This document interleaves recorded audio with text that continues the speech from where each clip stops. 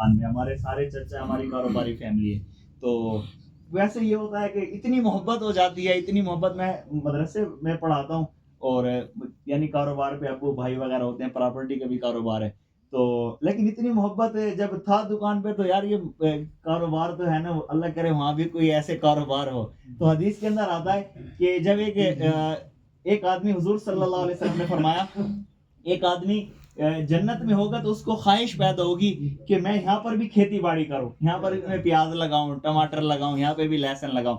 اب وہ یہ کرے گا تو بیج ڈالے. اللہ پاک فرمائیں گے کیا میں نے تمہیں جنت کی ہر نعمت نہیں دے دی؟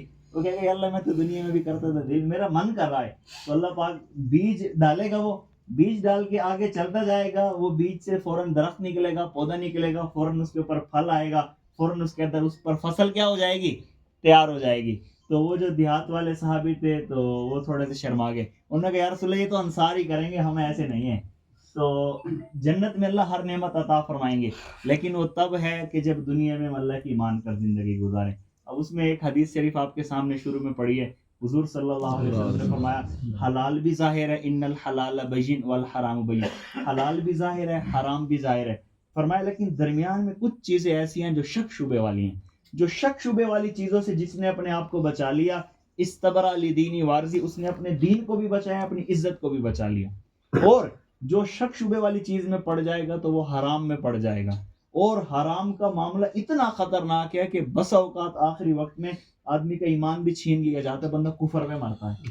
اس لیے اپنے آپ کو حرام سے بچانا. تو اس میں کچھ ماشاءاللہ آپ کو تو پتہ ہے, جب ہماری یہاں پہ تشکیل ہوئی, میں جب کراچی پڑھتا تھا تو وہاں پر ہمارا ایک یہ ہے کہ جب مفتی کا کورس کرتے ہیں تو آخری یعنی 8-9 مہینے کسی بھی ایک ٹاپک پر, ایک مضمون پر مکمل تحقیق کرنی ہوتی ہے. تو میں نے اپنے اساتذہ سے مشورہ کیا, ڈیرے والوں سے. انہوں نے کہا کہ آپ سبزی منڈی سے جو متعلق مسائل ہیں اس پر کام کریں. تو وہاں سے پھر اساتذہ سے بات کی تو انہوں نے کہا ٹھیک ہے آپ کریں.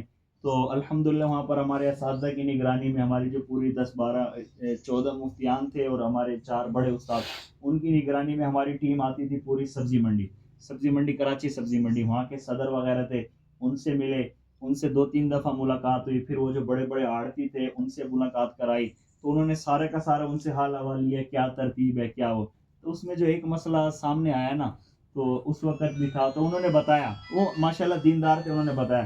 انہوں نے کہ ہمارے یہاں پہ یہ ہوتا ہے کہ چونکہ وہاں بتایا تھا, تو یہاں میں نے 1-2 ساتھیوں سے بات کی, بیان میں بات کی, تو 2-4 ساتھیوں نے کہا یہ تو واقعی یہاں پہ مسئلہ ہے. ایک مسئلہ اس میں سے یہ ہے کہ کہا کہ ہمارے پاس زمیندار آتا ہے, وہ کہتا ہے مجھے 20 لاکھ روپے قرضہ دے دو. میں نے مثال کے طور پر, یہاں تو پیاز ہے, مثال پیاز کی دے رہا ہوں, وہ کہا کہ ایک آیا, اس نے کہا میں نے آم کی کاشت کرنی ہے, مجھے 20 لاکھ روپے دے دو. 20 لاکھ روپے میں نے اسے قرضہ دے دیا. اب جب اس کو قرضہ دے دیا, اب جب اس کی فصل تیار ہوگی تو وہ فصل ہمیں لا کے بیچے گا. اچھا منڈی میں اب کا تو پتہ نہیں ہے, 2022-23 میں وہاں جو کمیشن تھی, آزاد جو کمیشن تھی, 6% کمیشن کاٹتے تھے. تو کہہ رہے تھے پوری منڈی کا یہی اصول ہے 3-4 سالوں سے. ابھی میرے خیال سے آزاد کی یہی 6% ہی ہوگی, ایسی ہے یہ بڑھ گئی آزاد کی, ایسی ہے نا 6%.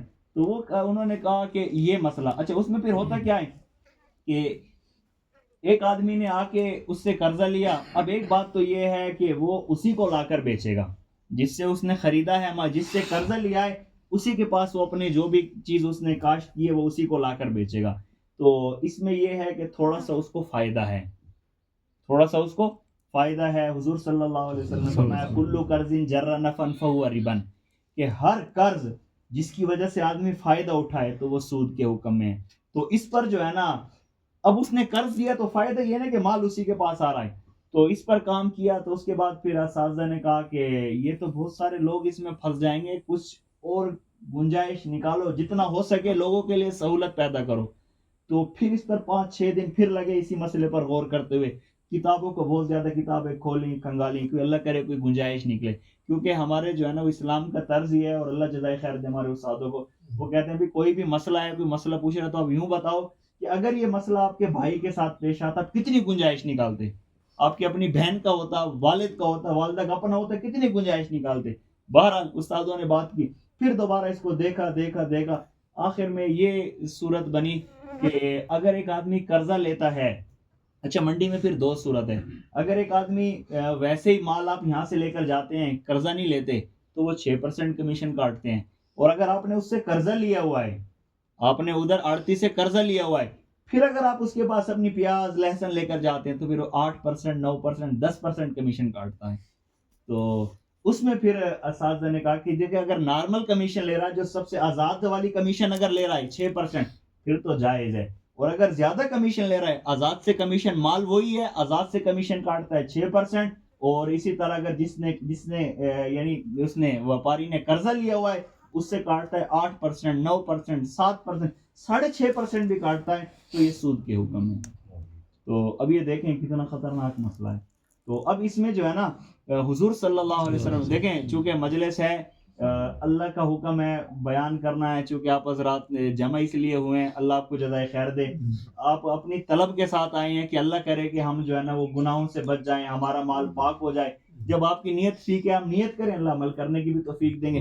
حضور صلی اللہ علیہ وسلم نے فرمایا سود لینے والا, سود دینے والا, سود کا معاملہ لکھنے والے, سارے کے سارے اللہ معاف کرے جہنم. تو بھئی اس میں دیکھیں اگر ہم سے غلطی اب تک اگر ہوئی ہے تو ہم اللہ سے معافی مانگے, اور جو کچھ بھی کریں ان سے کہیں بھی اگر آزاد, ہماری یہ سفید داڑھی والا, تو اس کا نام تو مجھے بھول گیا, سفید داڑھی والا ببر شیر کی طرح بڑی اونچی اچھی خاصی اس کی جان تھی, اس وقت وہ سبزی منڈی کا صدر تھا.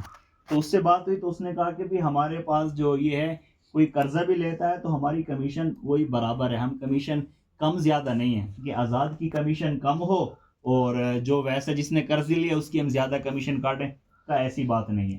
تو لیکن جب صدر سے بات کریں بھئی ہم تو آزاد سے یہ کمیشن کم لیتے ہیں 6%, ہم سے قرضہ لیا, ہم نے اس سے قرضہ لیا ہے تو ہم سے 8% کمیشن لے رہے ہیں. اچھا اس میں پھر یہ ہوتا ہے کہ بعض لوگ پھر کیا کرتے ہیں کہ سود سے بچنے کے لیے تھوڑا سا مطلب وہ کرتے ہیں بھی ہم سود سے بچ جائیں, تو وہ مال کسی اور کے پاس لگا دیتے ہیں, کسی اور کے پاس لگا دیتے ہیں. جب منڈی ہے, کاروباری لوگ ہیں, جب پیسے دیے ہوئے ہیں تو ان کی 6 آنکھیں ہوتی ہیں, تو ان کو پتہ چل جاتا ہے, پھر شرمندگی بھی ہوتی ہے.